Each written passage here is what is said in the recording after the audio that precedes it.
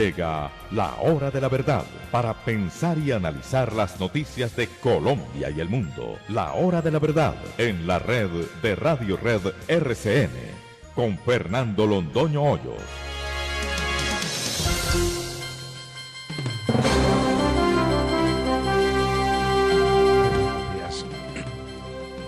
Son las 6 de la mañana de este lunes 27 de enero de 2020. Esta es la hora de la verdad y estos temas y asuntos que trataremos en la grata compañía de ustedes durante las próximas horas. Hoy empieza la defensa en el Senado de los Estados Unidos a Donald Trump. La defensa parece que va a ser muy sencilla. ¿Dónde están las acusaciones? Todo lo que ha hecho el Partido Demócrata es pedir nuevas pruebas, nuevos testigos, nuevas pruebas de aquí, nuevas pruebas de allá. Y entonces, ¿qué hicieron? ¿No eran ellos los que tenían que investigar y presentarle al Senado las pruebas? No las presentaron y quieren ahora que el Senado las practique. Ese juicio nació muerto. Esa es la opinión de la gente más entendida de este asunto en el mundo. A propósito del mundo, el virus que enfrenta procedente de la China. Y parece que averiguaron de qué se trata. Allá en Wuhan hay un mercado donde venden sopa de murciélago. El murciélago es el gran transmisor de este virus. Y le daban a la gente sopa de murciélago. Quién sabe diciéndole cuáles propiedades curativas o mágicas tendría la sopa de murciélago, uno de los animales, perdón, en obra de Dios, pero de lo más repugnante que puede haber. El murciélago es muy feo, el murciélago es horroroso. Bueno, pues parece que ahí está el secreto del virus que tiene en jaque a la humanidad. Están buscando vacuna contra el virus, contra el coronavirus que está ya en muchos continentes. En Francia parece que hay muchos. En los Estados Unidos hay por lo menos 3 casos comprobados. Y todo proviene de los murciélagos. Pasando por el puente Violín. Este es un país muy extraño. Puede que ese puente no se caiga, pero los puentes no se hacen en forma de violín. Eso lo dijo el contratista español que lo construyó, que es que eso es perfectamente normal. A ver, ¿por qué no nos muestran fotos de algún lugar del mundo donde los puentes tengan forma de violín en su parte baja? Eso es inaudito, pero aquí recibieron el puente y ya estamos transitando por encima y se le está haciendo un monitoreo. Con tal de que no se caiga, todo está bien, aunque sea tan absurdo, tan manifiestamente contrario a cualquier regla de la construcción. El puente Violín. La Corte que no decide. Ya se está empezando a hablar sobre la incompetencia de la Corte Suprema de Justicia para tomar decisiones, pero esto no viene de ahora, esto viene desde hace mucho tiempo. Es que la Corte está partida en dos. Los que siguen las orientaciones de la actual ministra de Justicia, de la señora Margarita Cabello, que es el gran factor divisor de la Corte Suprema de Justicia.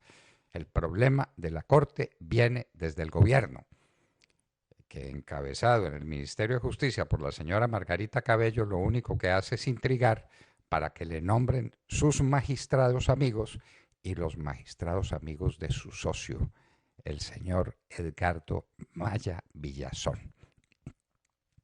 Y los otros magistrados son magistrados de veras, magistrados que lo que quieren es administrar justicia y que los que vengan a administrar justicia y no ponerse a las órdenes del señor Maya Villazón y del partido político que lo impulse. Ese es el problema y eso no tiene solución posible. Y entonces nos vamos a quedar sin fiscal, sin otros magistrados, sin Corte Suprema de Justicia.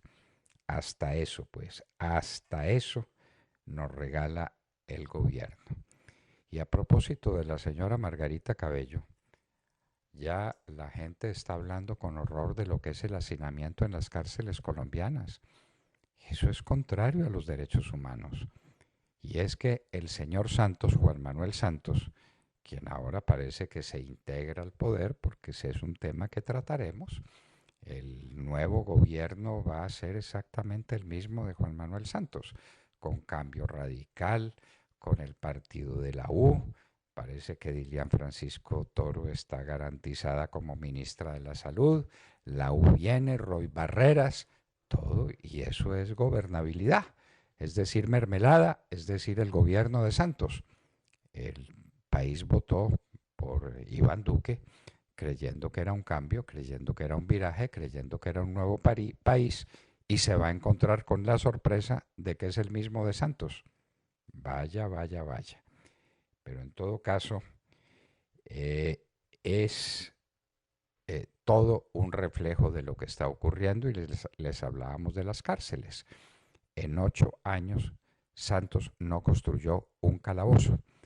Y en este año y medio de gobierno tampoco se ha construido un calabozo, ni hay plan ninguno para construir cárceles.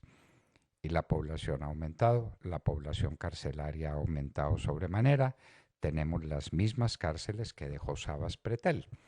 Sabas Pretel fue el último constructor de cárceles como ministro de Justicia. Yo tuve el honor de terminar unas cárceles y de ponerlas al servicio. La cárcel de La Dorada, entre otras, varias cárceles, ampliaciones de la cárcel modelo, la cárcel en Santander, cárceles. Ese era un programa permanente y había que cambiar ese horror del hacinamiento que había. Y vino el doctor Sabas Pretel y desarrolló un programa carcelario de primera fila, de primera magnitud. Y ahora estamos con que el hacinamiento ha crecido, como crece la sombra cuando el sol declina, ¿no? Pero no hay programa ninguno para construir cárceles en Colombia. Bustos contra Besaile.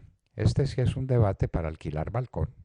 Pedimos palco de primera fila porque el uno le dice al otro que vendía las sentencias y el otro replica que Musa es un mentiroso. Ese es un debate. A ver, ¿a qué le apunta usted? ¿A Musa o a Bustos? Creemos que si se tira una moneda al aire, se queda en el aire. A propósito de justicia, ¿cuándo van a cantar los tenores? Todos los días salen noticias de que ya la Fiscalía hizo acuerdo con el señor Aljure y con este y con aquel y que van a empezar a cantar por todas partes. ¿Y dónde están los cantos? ¿Y dónde están las revelaciones? ¿Y cuándo vamos a saber la verdad? ¿O será que los tenores tampoco van a cantar? Todo listo para el Brexit. Ya el primer premier británico, el señor Johnson, consiguió no solamente la ley de la reina Isabel, ya la promulgó, sino que ya quedó todo listo con Ginebra para empezar el Brexit. La Gran Bretaña nunca fue amiga de la Unión Europea. Ella llegó a ser amiga de un mercado común europeo, que es un fenómeno distinto. Pero Europa como una entidad política, nunca le gustó a los británicos. Nunca. Ahora resolvieron separarse y seguir su camino. Recuerden, por ejemplo, que la Gran Bretaña nunca quiso adherir su sistema monetario al euro. Nunca. Gran Bretaña mantuvo la libra esterlina. Es que eso viene de antiguo y eso está claro. No sé por qué sorprendernos. Nos preguntamos, ¿cuántos muertos? ¿Cuántos desplazados? ¿Cuánta tragedia hace falta para una fumigación? Es la pregunta que nos hacemos. Y esa pregunta está en nuestra nota de hoy, en las dos orillas, cuando nos preguntamos eso. ¿Dónde nos preguntamos eso? ¿Cuándo? ¿Cuándo? ¿Cuándo las fumigaciones? ¿Cuándo las extinciones de dominio? ¿Cuándo las extradiciones?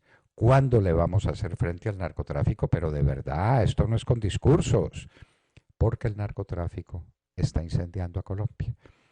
Ya hay noticias y noticias muy serias y con mucho respaldo de que las marchas en Bogotá están financiadas por las disidencias de las FARC, que tienen todo el dinero del mundo, y que lo que está ocurriendo en Nariño está financiado también por las disidencias de las FARC, eso es obvio.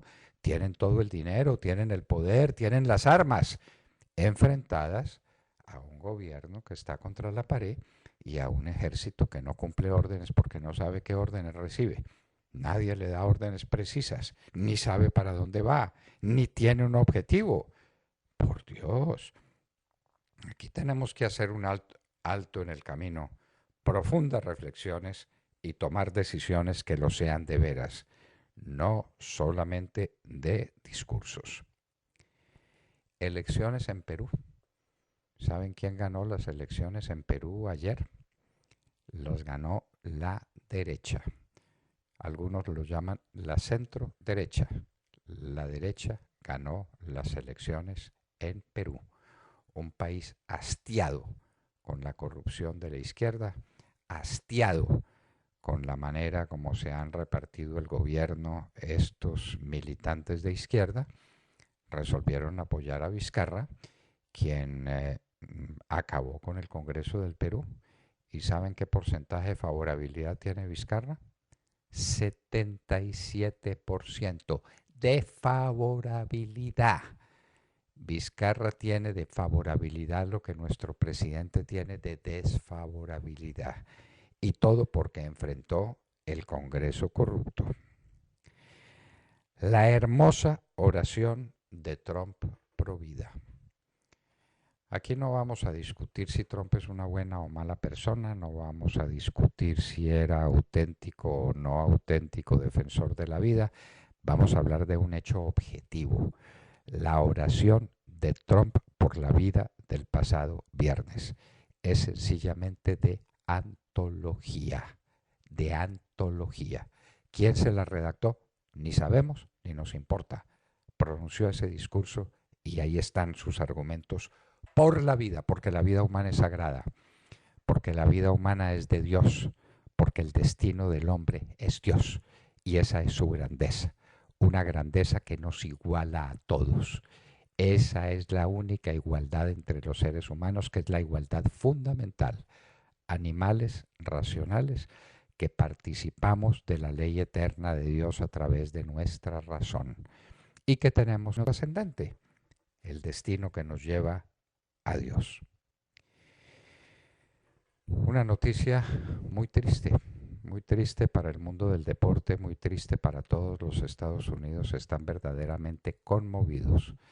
La muerte en un terrible accidente de Kobe Bryant, una de las más grandes leyendas, tal vez con Michael Jordan, la más grande leyenda del básquetbol americano, pero además un hombre amable, un hombre cordial, un hombre generoso, un hombre de familia, falleció en un accidente de helicóptero, en su propio helicóptero, y con su hijita de 13 años falleció el gran Kobe Bryant.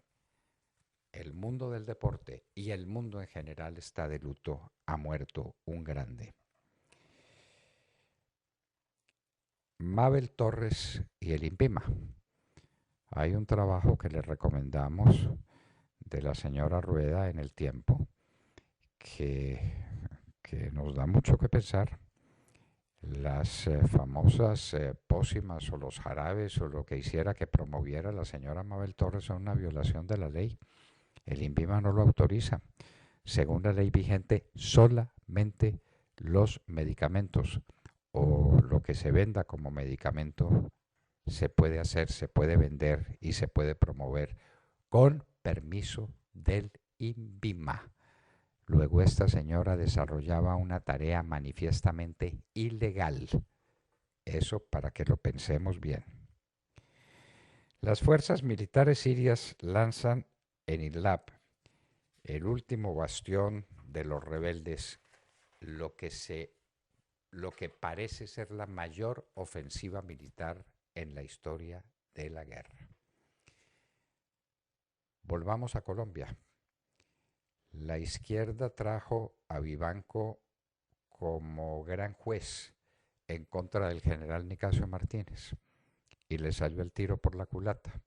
Vivanco acaba de decir que no tiene prueba ninguna que lo convenza de que Nicasio Martínez tuvo algo que ver en el problema de las chuzadas, si es que las hubo. Y se las hubo, queremos saber una, queremos conocer una, siquiera unita de las chuzadas. La Guardia Revolucionaria iraní, la Guardia, en una palabra, mintió porque sabía desde el primer momento que había derribado el avión ucraniano. Y mintió diciendo que no sabía, que había sido una falla técnica. La Guardia Revolucionaria de Irán. Gigantesca manifestación en Madrid en apoyo a Juan Guaidó, en la Puerta del Sol. Decenas de miles de personas vitorearon a Juan Guaidó en la Puerta del Sol. Esto, desde luego, es un ataque directo al señor Sánchez del Partido Socialista Obrero Español y a su socio, el señor Iglesias, socio también de Maduro y de Chávez, que desautorizaron a Juan Guaidó y dijeron que no lo recibían. El pueblo español sí reaccionó y reaccionó con una manifestación apoteósica a Juan Guaidó en la Puerta del Sol. Cuba dice que Bolivia rompió relaciones por presión de los Estados Unidos. No, rompió relaciones por convicción absoluta de que el señor Evo Morales es un delincuente y de que el señor Morales tiene cuentas pendientes con la justicia boliviana. Y entonces Cuba ahora arremete contra los Estados Unidos. Y a propósito de Cuba, ¿cuándo vamos a romper relaciones con ese país? ¿Para qué tenemos una embajada que es un centro de expansión de la revolución comunista en Colombia? ¿No más?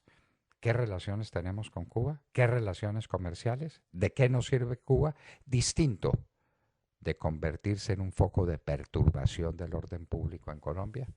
Bolivia ya lo hizo. A propósito, les recomendamos un excelente artículo del doctor Alvear Sanín sobre el tema de Bolivia y por qué nos debemos morir de la envidia de tener un gobierno parecido. Los ciudadanos israelíes podrían viajar a Arabia Saudita, nueva determinación del gobierno de Israel. Un discurso de Pinturita, el alcalde de Medellín. Comillas, la mayoría somos más. Comillas. Eso sí es pensamiento profundo. Hoy, aniversario de Santo Tomás de Aquino, decimos el pensamiento tomista y el pensamiento de Pinturita. La mayoría somos más.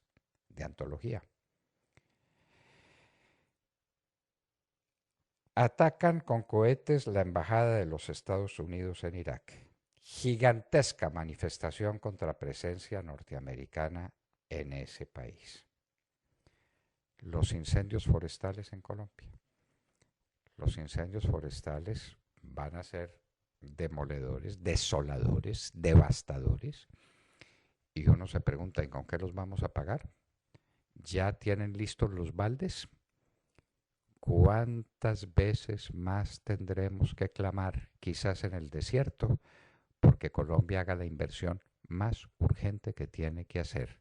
Una flotilla de aviones para combatir incendios forestales. Vale muy poco, mucho menos que muchas otras cosas en las que se gasta la plata inútilmente. Ojo con los incendios forestales y listos los baldes porque aviones contra incendio no hay.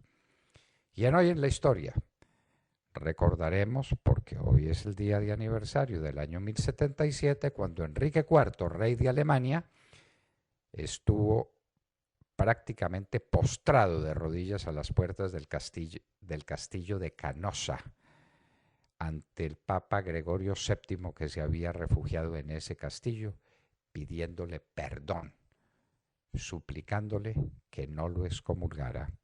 Contaremos esa historia de la sumisión del poder. Este era el rey de Alemania y era el rey, o se llamaba tal, del Sacro Imperio Romano Germánico. De todo esto y de mucho más hablaremos con ustedes en las próximas horas en la Hora de la Verdad. Y los invitamos a que nos sintonicen en los diales 710 AM en Medellín, 1200 AM en Cali y 970 AM en Bogotá. Recuerden también que estamos minuto a minuto en nuestra cuenta de Twitter, @Hora de la Verdad, con noticias, análisis, entrevistas, cultura, economía y todos los temas que son de su interés. También los invitamos a que nos sigan en Facebook a través de nuestro Facebook Live, donde podrán escuchar nuestra señal en vivo, y todo nuestro contenido también está disponible en YouTube. Y nos pueden dejar todos sus comentarios y opiniones a través de nuestro chat en esta dirección www.lahoradelaverdad.com.co. 6 de la mañana, 22 minutos. Bienvenidos. Saludemos la mañana, Tata Castro. Doctor Londoño, compañeros y oyentes, muy buenos días. El mundo del deporte está de luto. Murió ayer a los 41 años el legendario jugador de la NBA, Kobe Bryant, en un accidente de helicóptero en Calabasas, California, unos 45 kilómetros al norte de Los Ángeles. El exjugador de Los Ángeles Lakers será uno de los basquetbolistas más importantes de la historia. Obtuvo 5 anillos de campeón con los Lakers en las 20 temporadas que jugó, 2 medallas olímpicas con la camiseta de Estados Unidos, 18 participaciones en el Juego de las Estrellas, además elegido en varias ocasiones como el jugador más valioso. En el año 2016 se retiró de las canchas. Hasta este sábado, solo unas horas antes del accidente, ocupaba el tercer lugar como el máximo anotador de la historia de la NBA, hasta que fue superado por LeBron James en la derrota de su equipo Los Ángeles Lakers frente a los Sixers de Filadelfia. Ese video, precisamente, donde Kobe Bryant felicita a LeBron James por la hazaña, es lo último que se conoce en las redes de este gran campeón, que no solo era un gran deportista, sino una gran persona y además buen miembro de familia. Además de Bryant, 8 personas más murieron en el accidente, entre las que se encontraba una de sus hijas, Yana María, de 13 años, la cual viajaba para participar en un partido de baloncesto acompañada de su padre. El fallecimiento de la leyenda de la NBA tiene consternado al mundo. La triste imagen de LeBron James cuando se enteró de la muerte de Bryant le dio la vuelta al planeta. Hasta el momento no se conocen las causas del accidente, solo se sabe que las condiciones climatológicas no eran buenas. Adiós a un grande, a uno de los deportistas más grandes de la historia, que siempre le mostró al mundo lo que es competir haciendo lo mejor que se puede, adentro y fuera de la cancha. Paz en su tumba. Los números 8 y 24, que fueron retirados de la franquicia de los Lakers luego de su retiro, ahora quedarán en nuestros corazones, doctor Londoño. Dios tenga compasión de su alma y tenga para siempre a Kobe Bryant en su seno. Gran deportista, gran señor, gran caballero, no deja tras de sí sino recuerdos amables, grandes sonrisas y grande fe en el valor de la lucha, de la competencia honrada, de la vida como debe ser vivida. Se nos fue Kobe Bryant. Qué pesar, qué dolor para el mundo del deporte. Los Estados Unidos están de luto, queridos amigos, con la muerte de Kobe Bryant, uno de los grandes de ese grande, inmenso país. De Mar Córdoba. Doctor Fernando, compañeros de la mesa, oyentes de la Hora de la Verdad, muy buenos días. Desde que se presentaron las primeras y más violentas protestas en medio del paro nacional del 21 de noviembre del 2019, nos preguntamos desde la Hora de la Verdad quién financia y apoya económicamente a cientos de vándalos que hacen terrorismo en contra de nuestra fuerza pública, que por falta de legislación seguramente que los proteja quedan presas de los ataques con objetos contundentes en medio de hordas de delincuentes que hacen terrorismo. Pues, de acuerdo con un interesante reporte de prensa del diario El Tiempo, avanzan las investigaciones judiciales que empezaron con la Operación San Francisco, que ha rastreado las violentas células encapuchadas y vándalos que están atacando la fuerza pública y destruyendo la infraestructura. Según el reporte de prensa, ya hay interceptaciones legales a comunicaciones y labores de seguimiento que indican que uno de los cerebros de estas manadas de encapuchados está en el departamento de Arauca y que desde allá se nutre de fondos a las células que intentan sembrar el caos en Bogotá, infiltrando obviamente cada marcha o protesta que arman. Fuentes oficiales le han asegurado al diario El Tiempo que parte de esa evidencia sirvió para solicitar la detención de 5 personas el martes 21 de enero, cuyas capturas están siendo legalizadas ante un juez de garantías en una audiencia reservada que se retomará mañana martes.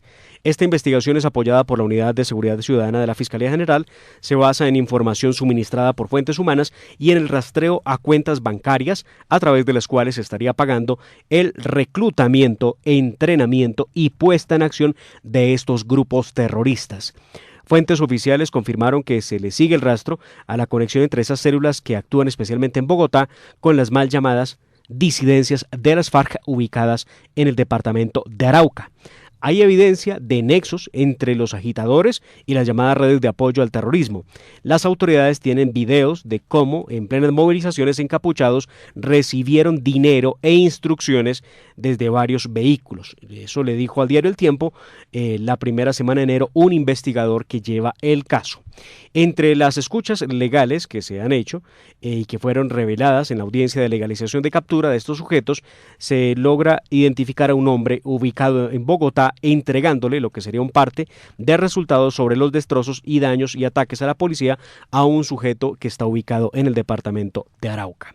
Y es que valdrá recordar, doctor Fernando, los reportes del canal RCN de la semana pasada cuando dieron cuenta de la famosa libreta del grupo Primera Línea, donde está todo un esquema de cómo atacar a la fuerza pública en las manifestaciones. La agenda contiene indicaciones puntuales sobre cómo actuar en las marchas y fabricar bombas incendiarias. Además, los elementos que deben portar para eludir a las autoridades. En las hojas se destaca el papel que debe asumir cada encapuchado. Quienes están en la tercera y en la segunda línea deben brindar seguridad y neutralizar los gases de la policía. Y en la primera línea deben llevar escudos para la defensa. En otros apuntes hay gráficos que explican paso a paso cómo armar bombas incendiarias. Este es el reporte que entregaba Noticias RCN y que es parte de toda esta investigación. La paz en las calles, financiada por los terroristas de las FARC, de los que llaman disidencias. Y es que vea, doctor Fernando, el fin de semana le leía a el ex vicepresidente Germán Vargas Lleras un trino respecto de esas exigencias que hace el paro nacional. Y dice lo siguiente el ex vicepresidente: un análisis de las 104 propuestas no puede dejarnos más que preocupaciones sobre su contenido. Llaman la atención las enormes coincidencias entre esta agenda y aquella que en su momento presentaron las FARC en el Caguán. Creo que se va clarificando de quiénes son los que están detrás de la idea de acabar con la institucionalidad. Parece que sí, Demar, y lo mismo está pasando en Tumaco. Ya está comprobada la participación de la disidencia de las FARC en los movimientos narcoterroristas en Nariño. Usted sabe que Nariño es el principal productor de coca del mundo. Sí. ¿No? Del mundo. Sí. Del mundo. ¿Eso de dónde viene? De la disidencia de las FARC. Y cuénteme, ¿qué tienen que ver las disidencias de las FARC en Arauca con el régimen de Nicolás Maduro? Pues es el corredor, ¿no?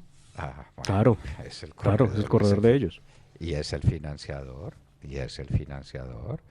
y entonces reciben toda clase de protección y de ayuda y de auxilio esos bandidos del ELN y de las FARC. Están como reyes en Venezuela, porque son los que mandan. Y entonces le pasan la cocaína a Maduro para que Maduro viva de la cocaína, mientras el pueblo venezolano muere de hambre física. Y el mundo no se da cuenta. Entonces, aquí los tenemos. Vamos a ver si la señora alcaldesa de Bogotá se pronuncia sobre el particular ante estas evidencias y si le siguen pareciendo tan buenas las marchas. Es que ante esta evidencia y estas investigaciones, doctor Fernando, que involucran directamente a grupos terroristas participando en el diseño y la ejecución de los actos vandálicos en Bogotá, creo que el famoso protocolo pasa a un segundo plano. Pues hágame el favor, el protocolo. El protocolo y acabar con el SMAD, el protocolo y 103 peticiones más, que son las mismas, las de los manifestantes que los de las FARC. Qué curioso, ¿no es cierto?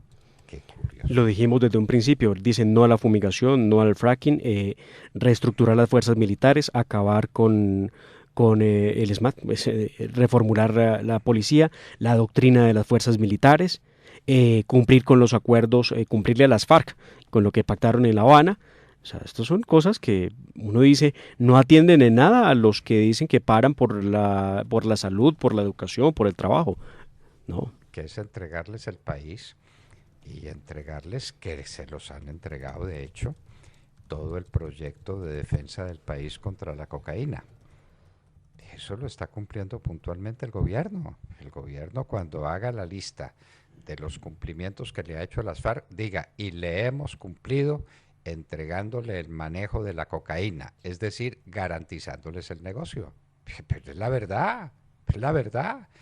No a las fumigaciones, no a la extinción de dominio, no a la extradición, no a los bombardeos. Siga, es la garantía plena de que las FARC están haciendo lo que les da la gana en Colombia. Y pretenden obligar a que el gobierno se siente con el ELN para negociar la paz. Y vea usted, ya sale el gobierno a decir que solamente el 10% de esas 104 peticiones podrían llegar a un acuerdo con el gobierno del presidente Duque. Solo el 10%. El 10%. Entonces van a discutir el otro 90% y el 10%. ¿Y por qué no nos dice cuál es el 10%? A ver qué es lo que van a negociar con los manifestantes para que organicemos otra manifestación. Ya sabemos que manifestándonos y quemando buses y quemando Transmilenios y haciendo lo que están haciendo y atacando el ICETEX, se consigue negociación de tú con el gobierno de Colombia. Válganos Dios. Tatiana Guerrero. Buenos días, doctor Fernando, compañeros, ya toda nuestra querida audiencia. El Congreso de Perú se fragmenta tras las elecciones extraordinarias que se realizaron ayer en ese país. Perú asistió a unos comicios extraordinarios que por primera vez eran solo para elegir al Congreso, pues recordemos que el presidente peruano Martín Vizcarra, en septiembre de 2019, haciendo uso de las atribuciones que le otorga la Constitución, disolvió el Parlamento. En ese entonces dominado por la oposición fujimorista, luego de que éste se negara a suspender una polémica designación de nuevos miembros del Tribunal Constitucional. Ayer en la noche, la Oficina Nacional de Procesos Electorales, la OMPE, entregó resultados preliminares, donde alrededor del 20% de peruanos no acudieron a las urnas. Según esa entidad, recordemos que el voto en Perú es obligatorio y las multas por no votar oscilan entre los 6 y los $26. El monto de la infracción depende de si el ciudadano vive o no en un distrito calificado como pobre. En estos resultados preliminares, el fujimorismo y sus aliados fueron los grandes perdedores y la composición quedó atomizada con 10 partidos sin supremacías, pero inclinados en su mayoría hacia la centro-derecha. El partido de centro-derecha Acción Popular fue el más votado, el fujimorista Fuerza Popular se desploma hasta el 6º sitio y el ultraconservador Frente Popular Agrícola sorprende con la segunda fuerza. Otra fuerza que perdió presencia en el legislativo es uno de los frentes más antiguos de la derecha, el Partido Popular Cristiano. Está previsto que el nuevo parlamento se instale en marzo y estará en funciones hasta julio de 2021. Recordemos que de ahí se harán nuevas elecciones, es decir, que esta es la primera vez que un Congreso tiene tan poco tiempo. Mientras su partido se desploma y a pocos días que decidan si regresa o no a prisión por el escándalo de la multinacional brasilera Odebrecht, la líder opositora Keiko Fujimori dijo que no pretende escapar de su país.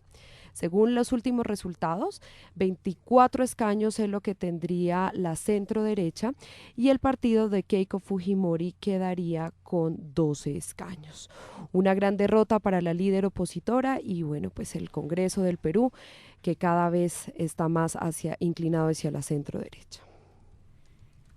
Bueno, ¿y por qué no nos cuenta cuál es el índice de favorabilidad que tiene Martín Vizcarra en la última encuesta conocida? ¿El 70%? 77%. 77%. 77%. Porque acabó con un Congreso corrupto. Así es, doctor Fernando. Y llamó a a los peruanos a las urnas para que constituyeran un nuevo Congreso de la nada.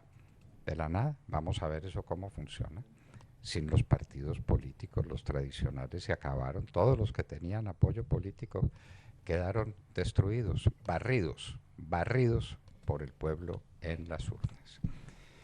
Y en un minuto, queridos amigos, estaremos con el senador por el Centro Democrático, Gabriel Velasco, las propuestas de la NIF para acabar las cajas de compensación y para que no se paguen los intereses de las cesantías a los trabajadores. En un minuto. Son las 6 de la mañana, 39 minutos, escuchan la hora de la verdad.